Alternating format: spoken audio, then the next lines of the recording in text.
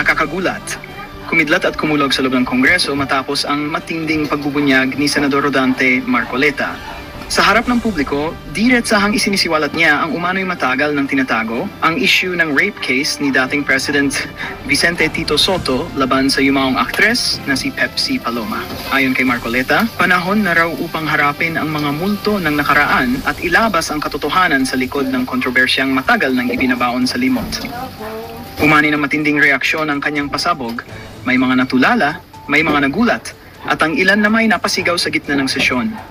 Halos yumanig ang buong kamara sa bigat ng mga paratang na ito. Ngayon, umaalingaw ang sigaw ng taumbayan, walang takas sa katotohanan. Habang tahimik pa rin ang panig ni Sotto, mas lalong dumadagundong ang panawagan para sa hustisya kay Pepsi Paloma. Ang tanong ng lahat, maaari bang magdulot ng panibagong investigasyon ang revelasyong ito? Abangan ang mga susunod pang kaganapan.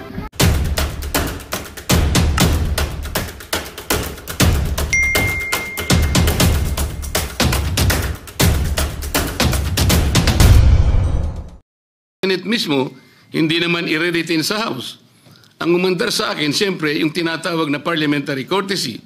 Kasi meron silang nakakontempt doon, yung si Mendoza, gusto rin naman namin kunin yun. Alam ko later, iimbitehan namin yun.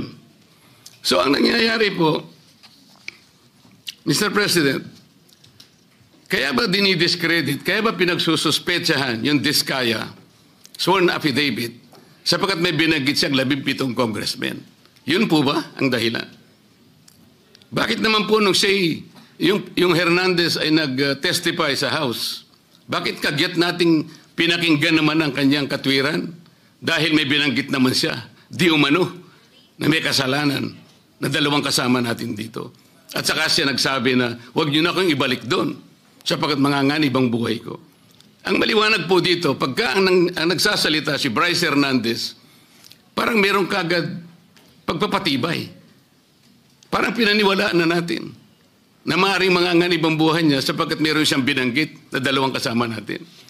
Paano yung buhay ng Diskaya na inimbitahan nila doon? Na binigyan na, bigla na lang nating, wala man lang tayong aksyon. Samantalang 17 congressmen ang binanggit niya. Hindi niyo ba naisip, manganganib din ang buhay niya? Pero walang nagsalita dito sa atin. Yun po yung aking nakikita. Huwag po tayo mag-aaway-away. Ang ating pong hinahanap ay katotohanan lang. Pero kung ganito po ang gagawin natin, manggagaling po sa ating Senate President, magpapalipad po kayo ng salita na kami po ay wala namang kinalaman. Lalong-lalo na po ang representasyong ito. Kahit minsan wala po akong sinabihan na mas magaling po ako. Wala po akong sinabing ganun. Ang sinabi ko lang, ang pagkakaiba po ng investigasyon ng Senate Blue Ribbon Committee is in aid of legislation. Kung ang direksyon ko pong yun ay mali para sa inyo, nasa sa inyo na po yun. Pero yun po ang nalalaman ko. Sa 3 pagdinig lamang po, nasabi ko na po kanina sa press con, sa 3 pagdinig pa lamang po namin, nakita ko na po ang pangangailangan ng halos 14 na legislative measures na dapat nating kagad na ipasa. Para sa ganon, maayos natin, ma-address natin kagad ang malalang problema ng corruption sa ating bansa. Maraming salamat po sa pagkakataon, Mr. President. Thank you, Senator Marcoleta. Majority Leader? Yes, Senator Kiko Pangilinan would like to be recognized, Mr. President. An objection? Hearing none, Senator Kiko Pangilinan is recognized. Thank you, Mr. President. This is not an interpellation, just a manifestation. Mr. President, bago pa man naglabas ng affidavit ang mag-asawang Diskaya, nag-comment na po ako dahil narinig ko doon mismo sa hearing nung tinanong siya nung ilang mga senador. Binanggit niya ang mga pangalan at sinabi niyang mula 2022. Hindi bago ng 2022. Wala pa ho silang affidavit noon, tinanong sa kanila sa hearing. Kaya noon pa man, nag-comment na ako. At ako mismo sa comment ko, sabi ko, mukhang Photoshop tsaka edited. Hindi yung testimonya, hindi yung affidavit, kasi wala pang affidavit noon eh. testimonya pa lang nung una o pangalawang hearing. Kaya, in fairness to the Senate President, kung sinabi niyang edited, I was not referring to, this representation was not referring to the affidavit or in any way referring to the chairperson of the Blue Ribbon Committee. I was referring directly to the testimony given during the hearing, public hearing, of the Discayas, that they said they started flood control projects in 2016 and then went on to continue until 2025. And they too said na itong mga binanggit nilang pangalan ay sa 2022 lang. So, kahit na wala pa ho yung affidavit, doon pa lamang sa kanilang mga testimonya during the public hearing, nakita ko na mukhang hindi kapani-paniwala. At least this is my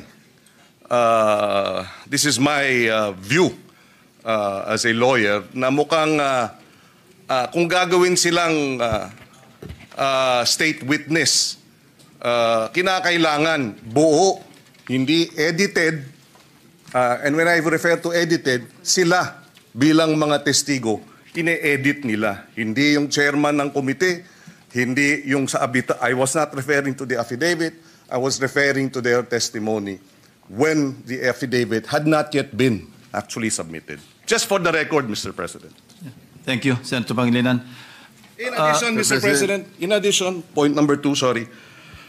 I was a member and continue to be a member of the committee, the Blue Ribbon Committee. Unfortunately, as was pointed out by the former chairperson, it is the committee that decides as to whether or not we will agree to have a witness taken as in custody to become a witness under the Witness Protection Program.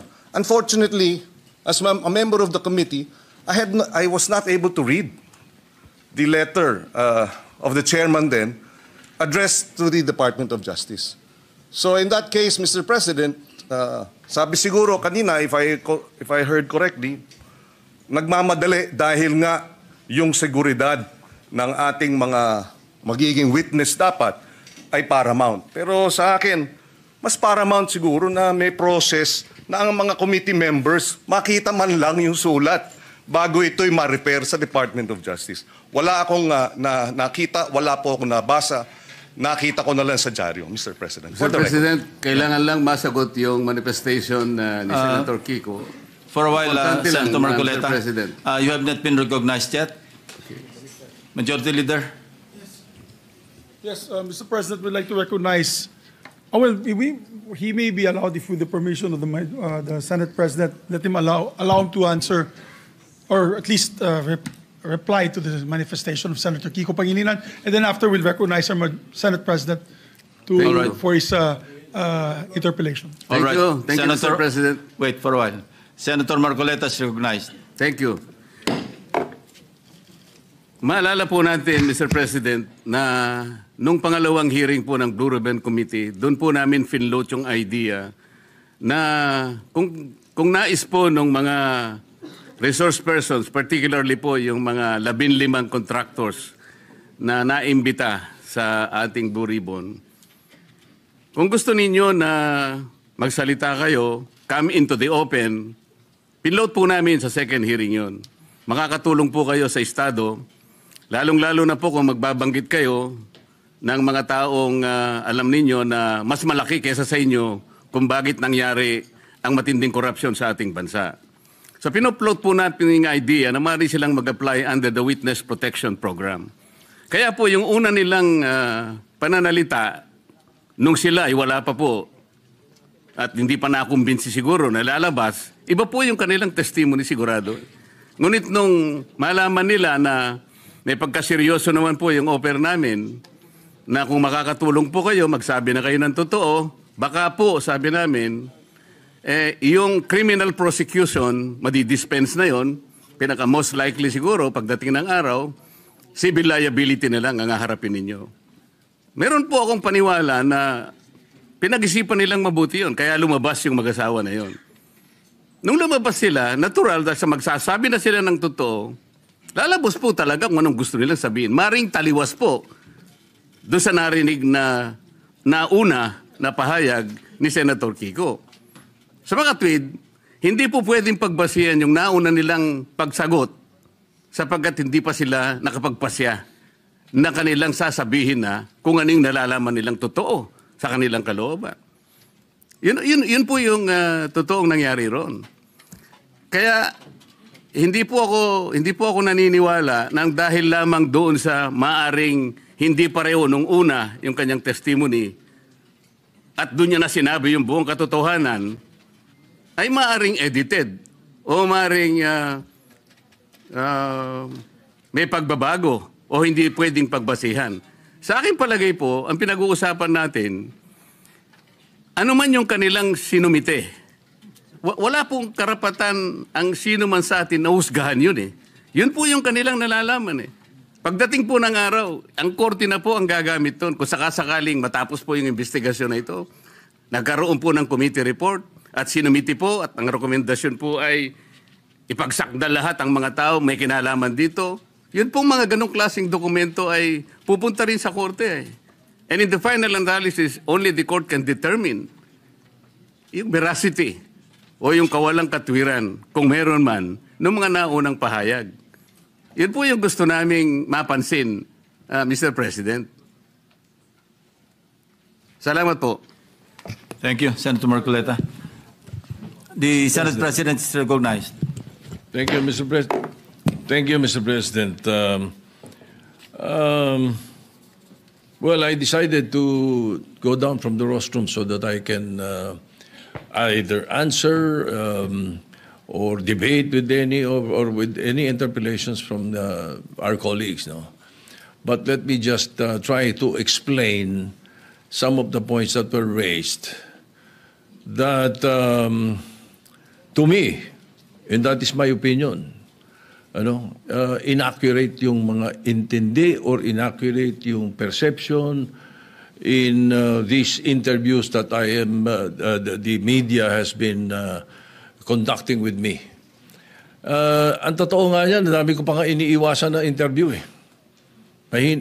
Kukunti pa nga yun eh. Pero whenever I am asked, I come out with my opinion. You don't like my opinion, but you have to respect it.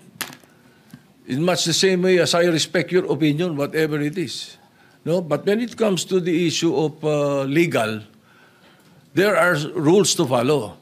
So let me start with what the minority leader said as far as the Blue Ribbon Committee is concerned and the order. Malinaw sa rules natin eh. A witness cited in contempt may be ordered by detained in such a place as may be designated by the committee alone or, andun yung or with the concurrence of the Senate President by either one detention order. So it's the Senate President has the power to do that. Ngayon, nung binibigay sa akin binigay sa akin yung sulat para i-recommend yung witness protection program ng mga Diskayas, ang feeling ko, incomplete eh. Ang usapan at narinig ko ito kay Secretary of Justice, kailangan tell all, hindi tell half. Di ba? Ang mga binabanggit, 2022 to 2025 eh. Sila number one contractor, 2016 to 2022 eh. Ba't wala doon ang kwento? Di ba? So, you cannot blame me if I do not want to immediately do that. No? And then I know for a fact, as I said in the media, I know that there is a possibility that we will change the leadership the following day. All right. Now, let me continue with some of the opinions that were aired. Well, of course, yung nabanggit kanina ni Senator De La Rosa, pasensya na, baka nabigla ako at nagamit ko yung salitang gimmick, Pero it could had been a wrong word that I should not have used, no? Pwede kasing opinion yon sapagkat yung public ang madalas kong marinig na sinagsasabi nun eh. Now,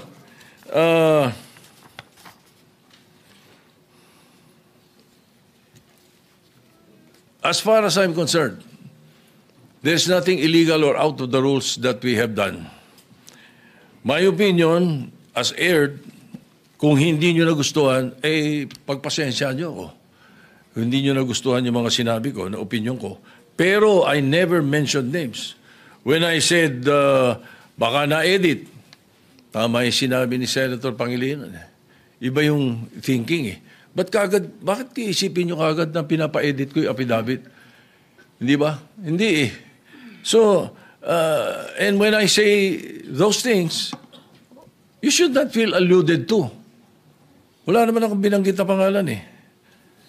Di ba? And then yung tinatanong, binanggit yung tungkol sa the Blue Ribbon being a lawyer, does not have anything to do with Senator Marcoleta. It was a question by the public. It was a question even by Secretary Claire Castro or Attorney Claire Castro. The question was, di ba kailangan abogado yun? So that was asked of me. And I said, no. Nothing in the rules says so. Wala naman talaga eh. As a matter of fact, we elected Sani Alvarez as Blue Ribbon Chairman for 2 years. And he is not a lawyer. Binagdebatihan na namin nila Neptali Gonzales yan sa kanila Ernie Maceda yan. Matagal na. Ano? No. He's never a lawyer. Sani Alvarez was not a lawyer. Oh, we even debated about it. No, I am very sure, 100%. Oh. Anyway, so again, no? Wala akong binabanggit na gano'n. You should not feel alluded to when I say na ang mga... Kasi, tinatanong nila, hindi naman daw abogado Senator Lacson. Magaling na investigador eh. Di ba? Talo niya ng karaniwang abogado. Hindi ko sinabi, si Senator Marcoleta, abogado na yun o sino pang abogado. I never mentioned any name. I was saying, napakadaming abogado sa Pilipinas, libo-libo. So a lawyer who was not well-versed in investigation, mas gusto ko na yung investigador. That was my point. Ano ba? Why will you feel alluded to, Mr. President, if I did not mention your name? Di ba? Now,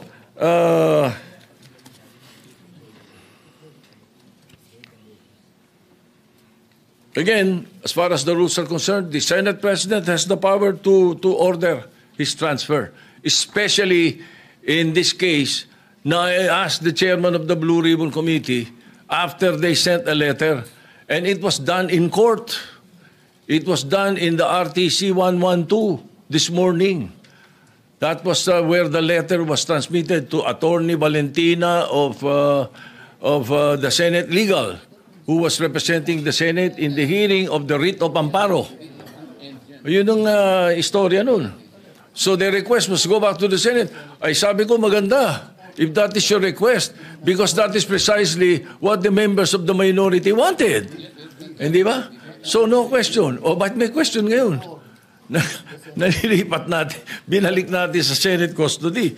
Ano? And then also, to be fair to the OSAHA, every day, they monitor wherever that person is. Kahit na nung dinala natin yung si Colonel something sa Muntinlupa, mayroon tayong sa Pasay City Jail, si Balad ba yun?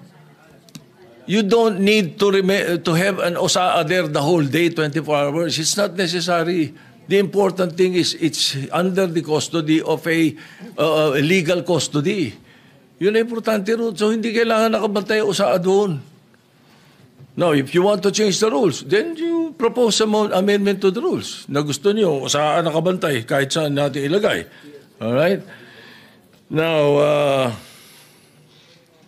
maraming nabanggit eh. Kaya isa-isay natin to. Pasensya na kayo.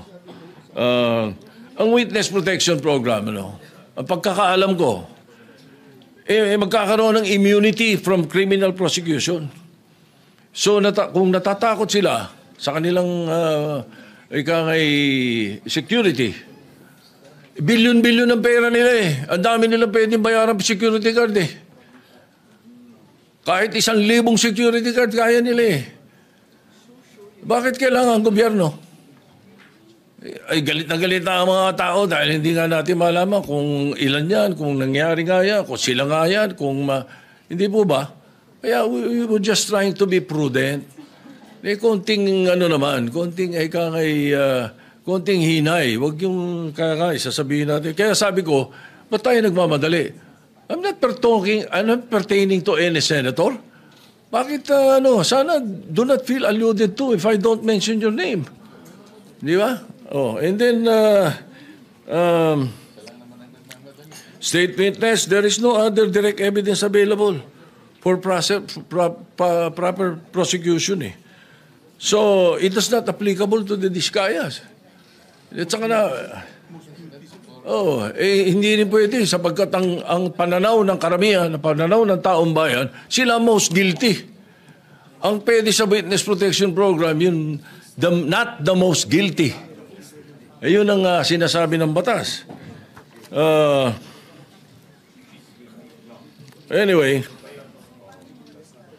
as I said, the Senate President has the power to order the transfer.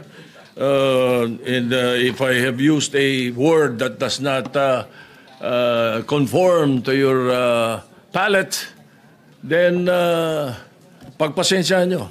Pag ganun, bagkat karamihan ng binanggit ko, opinion ko. Kung ako ini-interview ng media, I always, as far as I'm concerned, tell the truth. Pag ang media kausap mo taong bayan Ganun yun. Kaya iniiwasan ko na hindi ako magsabi ng totoo. Kung opinion ko hiningi, binibigay ko opinion ko, hindi ko tinatago. So if you don't like my opinion, I'm sorry, Mr. President. But that's how it is. Thank you. Yeah.